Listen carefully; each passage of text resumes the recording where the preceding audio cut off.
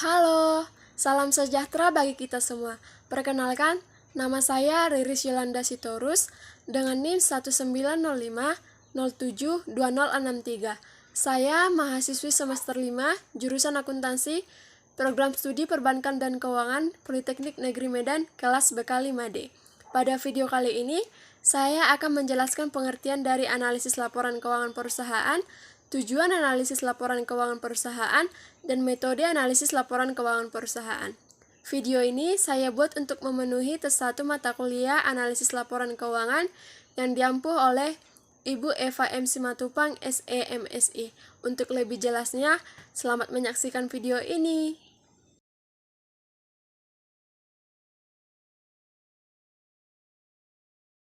Yang pertama, pengertian analisis laporan keuangan perusahaan. Analisis laporan keuangan perusahaan merupakan proses catatan akuntansi perusahaan untuk mendapatkan informasi yang dapat digunakan oleh perusahaan. Menurut Sofyan Sapri, analisis laporan keuangan perusahaan adalah menguraikan pos-pos laporan keuangan menjadi satu unit informasi yang lebih kecil, kemudian melihat hubungannya yang bersifat signifikan atau memiliki makna antara satu dengan yang lain, baik data kuantitatif ataupun non-kuantitatif, dengan tujuan mengetahui suatu kondisi keuangan yang lebih dalam.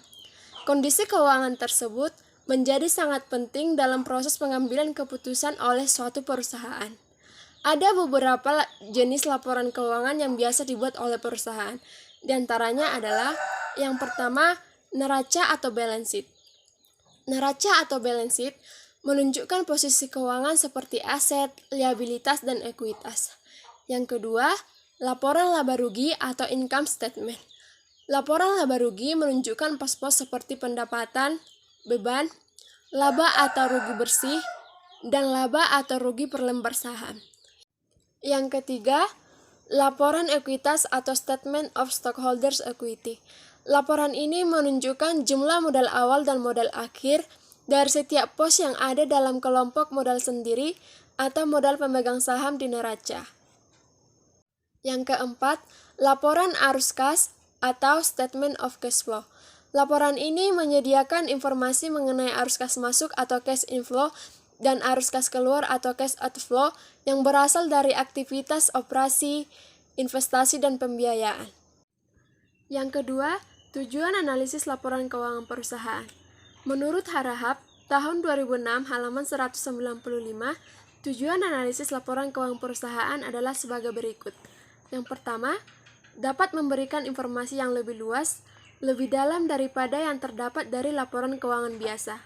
Yang kedua, dapat mengambil informasi yang tidak secara kasat mata atau eksplisit dari suatu laporan keuangan atau yang berada di balik laporan keuangan atau implisit. Yang ketiga, dapat mengetahui kesalahan yang terkandung dalam laporan keuangan. Yang keempat, dapat membongkar hal-hal yang tidak bersifat konsisten dalam hubungannya dengan suatu laporan keuangan, baik dikaitkan dengan komponen intern laporan keuangan maupun kaitannya dengan informasi yang diperoleh dari luar perusahaan. Yang kelima, mengetahui sifat-sifat hubungan yang akhirnya akan melahirkan data dan model-model dan teori yang terdapat di lapangan, seperti untuk prediksi dan peningkatan atau rating. Yang keenam, dapat memberikan informasi yang diinginkan oleh para pengambil keputusan. Yang ketujuh, dapat menentukan peringkat perusahaan menurut kriteria tertentu yang sudah dikenal dalam dunia bisnis. Yang kedelapan, dapat membandingkan situasi perusahaan dengan perusahaan lain, dengan periode sebelumnya atau dengan standar industri normal atau standar ideal. Yang kesembilan, dapat memahami situasi dan kondisi keuangan yang dialami perusahaan, baik posisi keuangan, hasil usaha, struktur keuangan, dan sebagainya. Yang kesepuluh, bisa juga memprediksi potensi yang mungkin dialami perusahaan di masa yang akan datang. Yang ketiga dan yang terakhir, metode analisis laporan keuangan.